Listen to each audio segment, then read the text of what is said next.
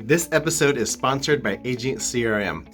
If you're in sales and tired of paying 3, 4, or 5 different companies for your email, CRM, funnels, phone, follow-up automation, check out Agent CRM. It's an all-in-one tool that combines all that you need to reach out, nurture, and close your clients.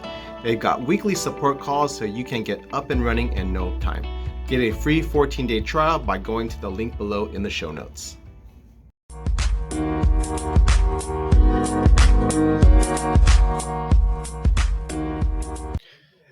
Hey everyone, this is Dan Wynn with the Intentional Entrepreneur Podcast. I have a very special guest with me today. He is the owner of Rankings.io and the author of Niching Up. Today, I am very excited to talk with Chris Dreyer. Hey Dan, thanks for having me. Excited to be here. I'm very excited to have you here as well, and I'm glad that we've been able to connect. I got a kind of a sneak peek at your book, so I'm very excited because I think niching is an important but not often discussed topic for businesses and entrepreneurs. So I'm very excited to have you share with us your expertise in this area. Sure, happy to discuss anything you want. So before we kind of get into talking about niching, tell us a little bit about yourself and how you got to where you are today. Oh boy, big question. So I don't know how loaded you want to hear. I have always had the entrepreneurial spirit in me and looking for those hustles, even in high school. I went to SIU. I didn't know what I was going to do. I told my parents that I was going to own my own business at some point, and I somehow ended up, after a lot of partying, with a history education degree. I got a job at a local high school as their detention room supervisor and their JV basketball coach. And I found myself in that detention room typing in how to make money online, and that led to affiliate marketing. And before I knew it, I had about 80 affiliate sites, and I was making, significantly more than I was teaching. And it gave me the confidence to kind of go out on my own. Fast forward, I got hit by the penguin algorithm and just got nuked from oblivion because I was doing the easy article, build my rank stuff. And I got a job at a local agency. I rose to be their top guy. Classic. I thought I could do it better and I wanted to do it my way. Did the right thing, trained the backup, never poached any client, went out on my own, and the rest is history. All right, fantastic. And again, hey, your topic or your book is called Niching Up. Now, I think the general term, as at least as I've heard it out here in California, is niching down. So, what is the difference between niching up and then niching down? Good question. Good question. It's a little bit of divergent thinking, right? There's this thought that when you niche down, I think of a scarcity mindset where you're losing opportunity. And what I'm trying to focus on more of the benefits. Now, I discuss the cons in the book, and I'm very transparent about that. But there's a lot of benefits that go with niching, and that's just reframing the narrative to niching up, and that's where that comes from. So, with regards to niching, I've heard this particular argument, so to speak, is like, well, you know, if I niche up or down, we'll niche up for instance, I may be turning off a segment of the market, and you know, especially depending on the timing, I gotta keep my lights on, right? So, Yeah. what would you say to those people who have that particular thought process when determining how to niche up or niche down? It's real. There's a lot of things going into this. The first thing I can tell you is most businesses are losing out on a ton of opportunities because they don't niche. I just went to this fair type thing that had a bunch of food trucks recently, and they had a whole bunch of food trucks lined up. And the first one specialized in burgers. The second one specialized in, it was gourmet grilled cheese. The third was like, oh, we do everything. We went to the everything one because there wasn't any line. We found out why there wasn't a line. It was just super average stuff. And so I would say what I'm trying to point out is when you niche, you develop an expertise, and it can allow you to charge higher fees because it's the values there. and you may be losing out on a lot of opportunities from a conversion perspective, from a marketing standpoint, even standing out by not niching. Now, I do want to say this caveat. Yes, I've been there. I had 80 sites all in different industries. When I started my agency, we would do literally anything to make revenue. I didn't have an option. I had to Mhm. bring in the money. I had to pay the bills. I took terrible gigs, things that I would never take today. And I had to. I had to make money. So I couldn't be too selective. And I think that people need to have these experiences and have a Mhm. lot of experiences before they choose the niche. I feel so many mentors and coaches get this wrong. They say right out of the gate that you need a niche, but you need to have these experiences to understand where you have what you have a purpose for, a passion, and where you can develop profit. For me, I didn't even know PI law was a sub niche of legal that was so popular. It makes sense now when I drive into the city, I see other billboards. But at the time, I was thinking, family law, criminal defense, whatever, they're all good. Had I just started and picked a niche out of the gate, I might have picked criminal, and it's just not as good. It's not as lucrative. Hmm. Mhm. Speaking of lucrative, I think I was listening to Freakonomics podcast on NPR, and they talk about um, niches in terms of languages, like who can speak a second language and interpreters. So, like obviously, like in America, there's a lot of Spanish speakers, especially where I live in Southern California. So they talk about, well, if there's a plethora of Spanish speaking interpreters, you as an interpreter, um, uh, are there's the market's kind of flooded, right, for interpreters. But if you're the guy that speaks this African dialect, or this person who speaks this African dialect, and they need to go to court and they need an interpreter for this, or whatever situation is, the demand is there, then you can command a premium pricing for your Mm-hmm. for your service. I think where a lot of people may get hung up is like, how do you talk about passion, how do you make sure that you're picking a profitable niche, right? Because you could even though you're niching up, if the market is not willing to pay what you want to get paid, then that the effort's all for naught. So can you share a little bit about maybe the profitability of niching up, specifically to where to go? I'll tell you this: it's like a Venn diagram. The three circles that overlap. It Mm-hmm. is purpose, passion, and profit. You can have a purpose and a passion for something, but if it doesn't pay the bills, you're gonna have to get another job. You can make a profit, but if you don't enjoy what you're doing, you're not passionate about it, when you need to put in those extra hours or do the thing, you're just not going to want to do it. So you need to really have all three. Again, it comes from experiences, testing the waters. When I made the decision to niche, it was very data oriented. I looked at all the areas of the law and I identified that 70% of my revenue was from PI, which was less than 40% of my clientele. So weighted, so skewed. It was an easy decision for me because I knew the profit was there. I was already making it. And that's my whole point. And that there's a lot of strategies that go into this. You can look at, the TAM and, how much revenue is in an industry. You can look at census.org. There's a lot of places you can go to get that data. The biggest one is, if there's competitors in a market, then there's probably opportunity there, and you can go a little bit deeper in Mm-hmm. terms of an expertise. So there's a lot of ways to approach it. I would say, for the most parts, to have these experiences and then from yourself and identify the opportunities. Yeah, you talk about competitors, and I don't know if you've read Blue Ocean Strategy or familiar with I that have. particular concept. So, you know, um, there's a term. Uh, what is it?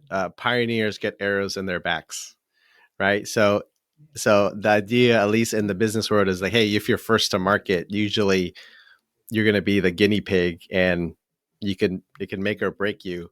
But like you said, if there's competitors already in their particular niche, people are paying for it already.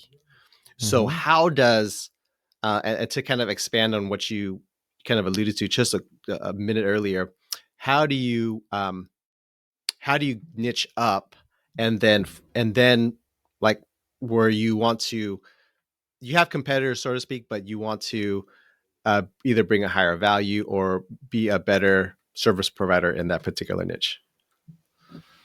So much here, and I can talk about value and the value equation and what, and we can get, in Hormozy land and talk Yeah. about that. Yeah. The thing that I would say is take restaurants, for example.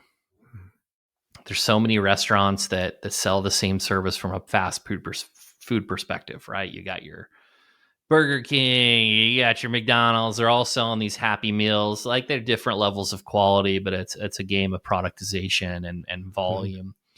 And then you may have a couple good steak joints, right? And those steak joints have been around for a long time. They're clearly earning money. What's the level of competition of the steak joint? What, a couple other options, right? Maybe there's only a few good steak joints in the entire city versus the thousands of fast food options. And you can get into that with those arrows in the back is kind of where I was going for the blue ocean. Yes, you do draw competitors in once you identify something good, but you still have less of them.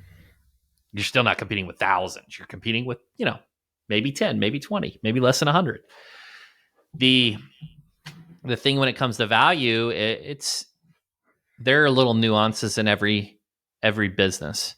It is, in my business, digital marketing, we have an expertise for SEO. Well, if you went into personal injury marketing and that individual had an expertise of, say, Google ads, it makes them different. We're still, so you can find these subcategories of everything, even the restaurant. Maybe the restaurant specializes in a particular type of steak.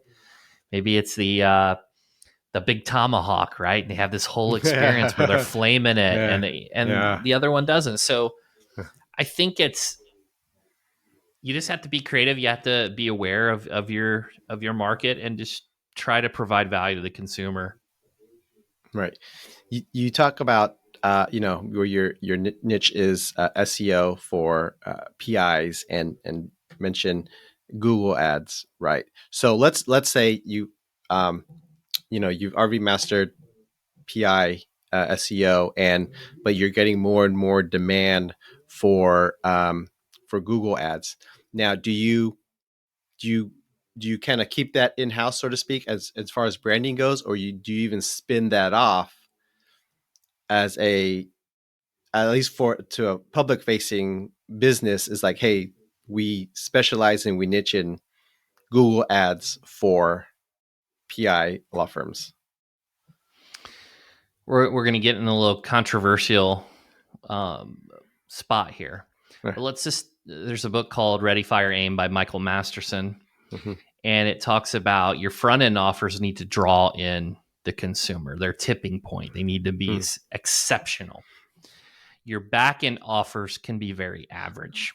Now, we want them to be as best as we can make them, but because we already acquired the client and the trust, and because they want to decrease their effort and sacrifice and have less points of contact, they're willing to try out some of these secondary services. But in order to draw them in, you need to have something tipping point.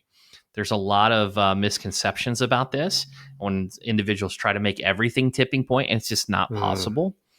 And at the end of the day, if you want to make more money and charge higher fees and expand your TAM and all these things, you have to be willing to give the consumer what they want. You do those through feedback loops, through surveys, through just conversations and understanding where their pains are. And if there's a pain, there's an opportunity to sell them something. Yeah. I recently heard this quote. They were quoting somebody else. I forgot, but I think Frank Kern said is quoting somebody. He says, you want to enter the conversation that the prospect is having inside their head already. Interesting. Yeah. And when they said it, that kind of made sense, right? If you're shopping for something, you're looking for something, and the right copy hits you, you're like, oh man, I'm ready to buy it, right? Mm-hmm. And it's probably the most broad example I can think of is probably fast food commercials, right? And it's like, hey, I wasn't hungry before, right? Right. I didn't think I was hungry before, but now I'm hungry. Yeah, no, it's definitely true, and Frank Kern is the master of that with his mass control and all his different Hmm. sequences and psychology and NLP. The you're dead on. Right, right. So, what's another thing that people may not know about niching up that they should know about? Let's talk about the cons. So I'm going to Okay. start Yeah, there. yeah. The biggest con everyone is afraid of is decreasing their TAM, their total addressable market. They're afraid. They're losing all this opportunity. They don't want to shrink the number of sellers. I'm already not getting a lot of sales, and I'm going to sell less people. That's the biggest misconception. That's not the biggest con. The biggest con is an increase in effort and sacrifice on your consumer. Hmm. And what I mean by that, I'll do two examples. The first example is, hey, let's say I'm an SEO agency and I just do SEO. That means if they want Google ads, they want traditional media, they want whatever, they got to go talk to someone else. It increases their amount of effort that they have to apply. They have to multiple points of contact, different levels of service. People don't like that, right? Hmm. Anytime they get away from homeostasis, they don't like it. And there's a reason why Walmart now sells groceries. It's less effort. It's easy. They're already there. Let's sell them groceries. So to me, the biggest con of niching is sometimes it can increase the level of effort and sacrifice on the consumer when you actually want to decrease it because you're doing less things. You're being more Mhm. narrow. Okay, maybe this is a counterpart. I don't know. Um, Someone told me, I read somewhere, like, hey, and I guess there's a presupposition as how much value you bring or how much value you've already brought to the prospect. Is like, hey, like I want to maybe make it just a little bit hard to work with me, so I know the clients is willing to do some of the things we're gonna require them to do later, and they're gonna put out the effort now Mm-hmm. to work with me. What do you say to that? I think there's a lot of that. So if you have a too many leads, right? That's a way to kind of shrink down the amount of leads. It is a way to vet if you have a very collaborative type of offer, maybe a social media offer where you need their engagement. It could vet bad candidates, and Mm-hmm. I think it could be very preventative. It also makes me think of playing hard to get and charging higher fees because of that, because it increases your value through scarcity.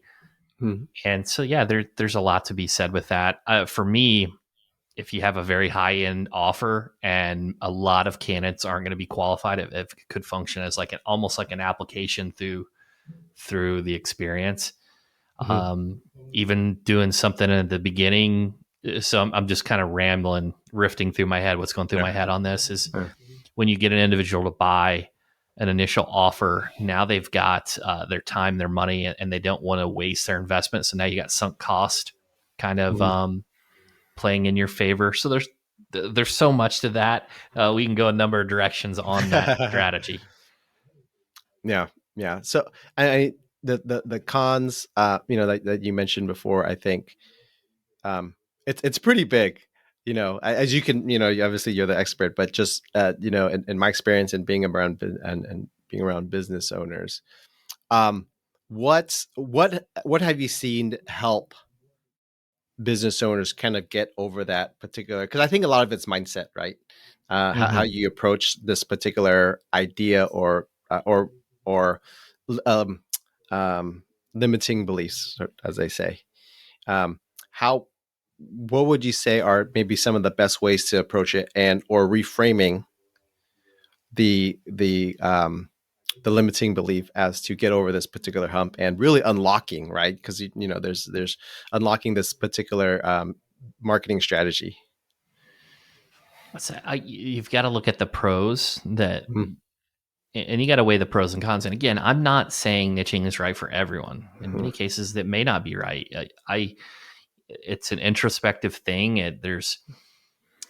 there's even some personality components to it where if you're doing this repeatable action, maybe you don't have variety, and that could be a con. Mm-hmm. There could be cons of sticking to an industry where, uh, you know, so picking the wrong industry by niching. Mm-hmm. The thing I would say is if we're trying to make more profit, and this is the dirty word that no one wants to talk about, right? And I'm going to say some things that will put people on the fence, maybe.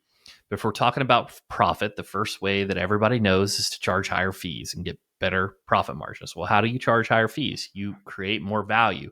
If you understand your consumer and know their pains, you can create something more specific to them to increase your fees and charge more. It's more profit. You can charge that because you're worth it. You understand your worth and your value. The second thing is decreasing expenses, right? Six Sigma, eliminating waste. Mm-hmm. I'm going to use myself as an example. If I'm doing, even in the area of law, a big component of SEO is I got to do keyword research and choose all the content topics I'm going to write on. Even in law, if I do that for every other law, I got to come up with an editorial calendar for bankruptcy, for criminal defense, for trademark, for family law, for divorce, for torts. It's on and on. It's not repeatable. There's Mm-hmm. so many areas of the law versus PI. I create an editorial calendar. It's done. I can optimize it. I can make it better. But all that other time that went into creating those other things, I never have to do that again. So I saved. I eliminate waste. Mm-hmm. The same can be said about your staffing. And when you productize something, you can use junior-based labor. This is the one that's people freak out about, but it is what it is. We're all connected. We're Slack and international labor and pricing arbitrage. It allows that because you have repeated things that occur. It's not this strategic bespoke situations every time. It's repeatable. So if something's repeatable, you can create a great process for it. And if you can create an excellent process, you don't need the 100K employee to do it. There's more profit there. That's the dirty one that no one likes to talk about because even in the US, if you're hiring in the Midwest versus, California or New York, you're going to get a better salary. Mm-hmm. So that's why Bill Gates opened his factory in India. I mean, he saved $50 billion the year he did it. Like Mm-hmm. it's Mm-hmm. profit, right? We're in a business to Yeah. make profit. That's why people do it. Capitalism. And so those are two of the big benefits. That one is the raising the fees. The other one is eliminating waste and productization. So it's decreasing your expenses. Those are huge, and these aren't talked about enough. Yeah. And I think productization and niching up go hand in hand more than people realize, right? When you get we're both in the legal field. When you get the same type of case, the same type of client over and over and over and over and over again, you can make easily, like you said, repeatable tasks, and your effort to provide a satisfactory result for your client is minimalized, and your profits are increased. 1,000%. Yep. Yep. You can create an experience, and we talk about if you're in professional services, typically 80% of your revenue is from repeat business, and 20% is from new. It's particularly in professional services. And we talk about the client experience because a customer is a commodity. It's a thing. It doesn't have emotion. A client is a person and has emotion. They have these feelings. You need to have this client experience. And when you understand your avatar and who they are and kind of this journey they're going to go through, you can really create an amazing experience, which really helps with retention too. Yeah. Yeah. I think what's interesting about the legal field and maybe other service-based professionals too is like I talked to my friends who are in employment law. They said, "Hey, I like it. I like it because the fact patterns are so interesting. The cases are so interesting. and I think along those lines is not every case is the same, and not every fact pattern is the same, which on a business standpoint makes it harder to productize because Mm-hmm. nothing, each case is different.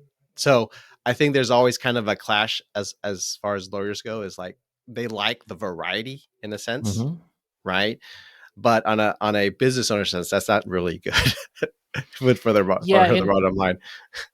and it's the model, right? It's Yeah. the so we could go really deep on this. If you're doing a customization type of situation, it requires high leverage based talent, high Mhm. labor, and you can't grow by as much volume. It's way more challenging because it requires Mhm. high leveraged employees versus the productization, the repeatable stuff where it's the junior, the lower leveraged employees.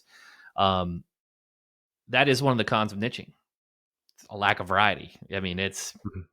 you nailed it. If you're a creative person and a very creative person, that may not suit you. Doing the same thing every single day.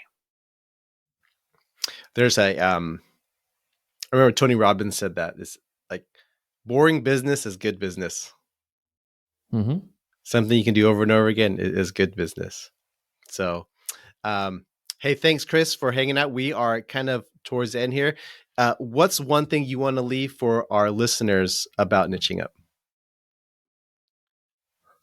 One thing I would say that if you're struggling with conversions and raising your fees to get higher profit, you may want to investigate niching as an option to see if it's right for you. But look at the data, make sure you have a plan, and and think about the pros because they significantly outweigh the cons in most situations. All right. Thanks again, Chris Dreyer with rankings.io and the author of Niching Up, available on Amazon. So before we sign off, we have a rapid fire question set as a business owner. So just answer the first thing that pops in your head. You ready? Uh oh. Okay. Nothing R rated. Okay. Unless you Oh, make it. geez. Okay. Okay. Here we go. All right. Who do you look up to? My dad. All right. What's the best business advice you've ever received? Never quit. Take those punches in the face and just learn from them. What's the best business book you've ever read?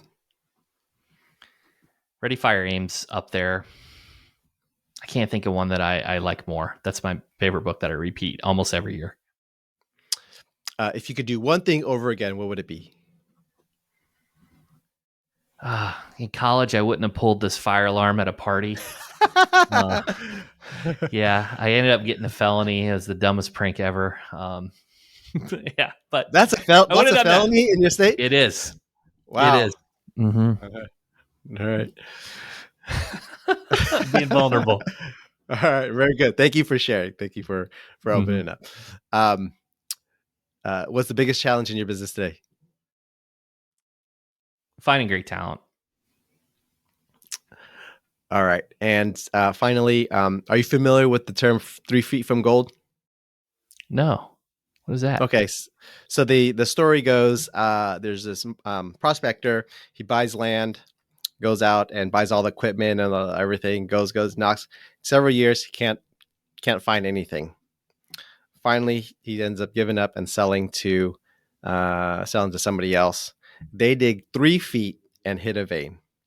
So, as a business owner, how do you know when to pivot, and how do you know you're only 3 feet from gold? Oh God, you're asking an SEO person this with Chat GPT and AI. Let me think about this. I think it's set up diversification as a protection against ignorance. Hmm. It is, right? If you knew the best stock, that would be the only stock that you would invest in. So for me, I'm heavily involved in real estate. I've got about 8 figures in real estate. If SEO goes kaput, I still got the real estate, and I'm building my personal brand for distribution. Very good. Again, Chris Dreyer with rankings.io, author of Niching Up, again, available on Amazon, amazon.com. And if we are looking to connect with you, what's the best way to do so? If you're a personal injury attorney listening, go to rankings.io. If you're trying to connect with me and you want to shoot me a message, just I'm most active on LinkedIn. It's Chris Dreyer, and Dreyer is Dreyer. All right, we'll put those links on the show notes. Thanks again so much for your time. Super valuable, and hope we can talk again soon. Thanks, Dan. Thanks for having me. All right.